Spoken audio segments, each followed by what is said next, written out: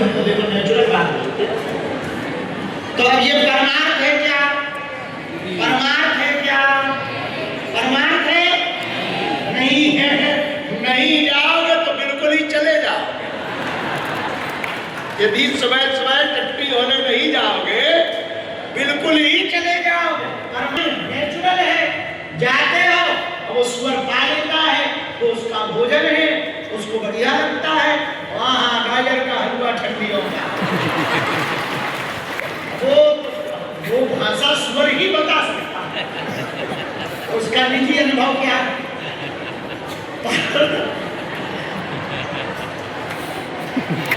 कहाँ मुझे अच्छे कहीं गायल बैठे। ज्यादा गहरा नहीं बोलना चाहिए, नहीं तो आप कहोगे प्रवचन सुनने आए हैं। तो उसको परमार्थ नहीं कहा जाएगा, स्वाभाविक गुण कहा जाएगा। नेचुरल गुण है, स्वाभाविक है, परमार्थ नहीं है। वैसे ही भगवान तुमको देता है, तुम हमें देते हो। हम गरीब हिंदुओं की बेटियों में या हॉस्पिटल में लगा देते हैं, ये स्वाभाविक है। देखो कितना बढ़िया समझ में आ गया। आ गया समझ में? गाजर का हलवा तो समझ में आ ही गया। इससे सिद्ध होता है कि पारमार्थिक ये भी दान देना भी परमार्थ में, या हम जो बेटियों का कार्य हॉस्पिटल बना रहे वो भी परमार्थ नहीं है। एक बात हिंदुओं तुम हमारी नोट करो, तुम किसी को भोजन दोगे तो वो एक दिन तक रुकेगा, तुम किसी को पानी पिलाओगे वो 1 घंटा रुकेगा, और तुम किसी को शिक्षा दोगे वो जीवन भर रहेगा। बात समझ आई?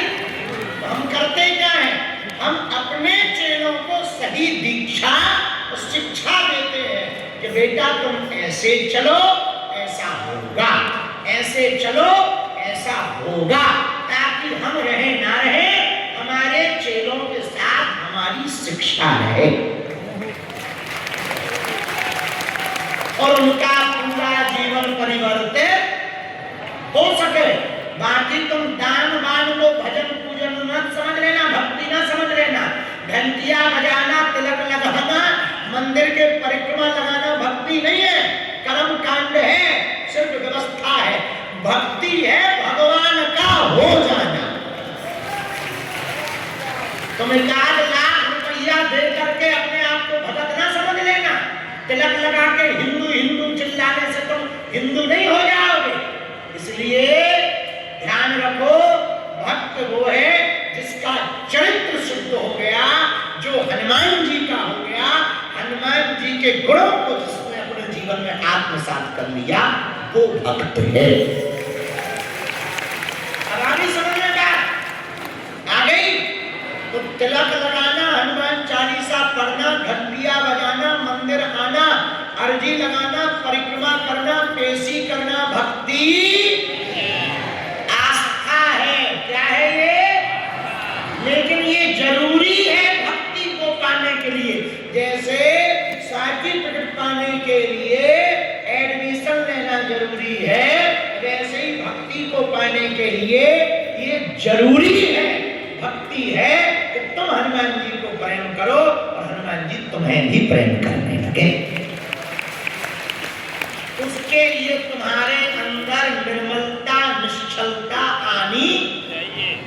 भाई हमसे कल एक व्यक्ति पूछ रहा था कि आपकी सन्यासी बाबा सुनते हैं, हमारी नहीं सुनते। हमका ये मामला हम नहीं कह सकते कि गुरु हमारी क्यों सुनते हैं। इतना हम जानते हैं, हमने गुरु को नहीं छोड़ा, गुरु पर सब कुछ छोड़ दिया।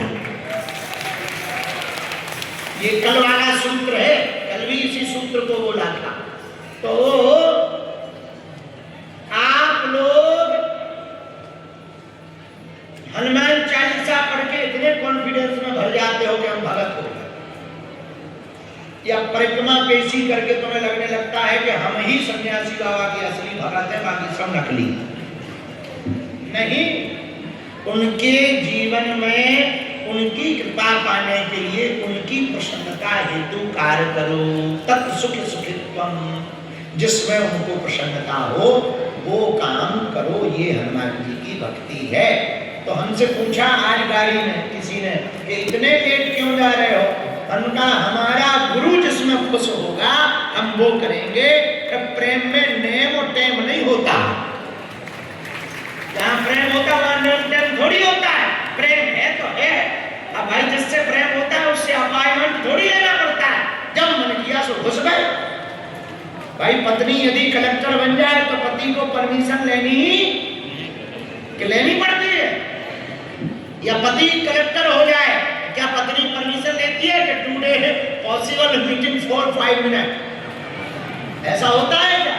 नो, नहीं होता है, क्योंकि अधिकार है, प्रेम है, हक है। उसी प्रकार हमारे गुरु का हम पर हक है। वो जब चाहे बुला लेते हैं, जब चाहे भगा देते हैं। हम तो एक ही बात कहते हैं, चाहे मार दो हरी, चाहे तार दो हरी। अब तुम कहो कि हम 20 बार आ गए, हमारी अर्जी नहीं लगी, तो तुम्हारा प्रेम ही नहीं है, तुम नियम में बंधे रहो। प्रेम थोड़ी है, तुम गिनती कर रहे हो, गिनती में भिन्ती नहीं, तो गिनती में भिन्ती नहीं चलती है। फिर अब गिनती कर रहे हो तो तुम देखो ना, वो नाप कर देते हैं ना वो तौल कर देते हैं। वो जब भी देते हैं दिल खोल कर देते हैं। ना वो गिन कर देते हैं ना तौल कर देते हैं। वो जब भी देते हैं दिल खोल कर देते हैं।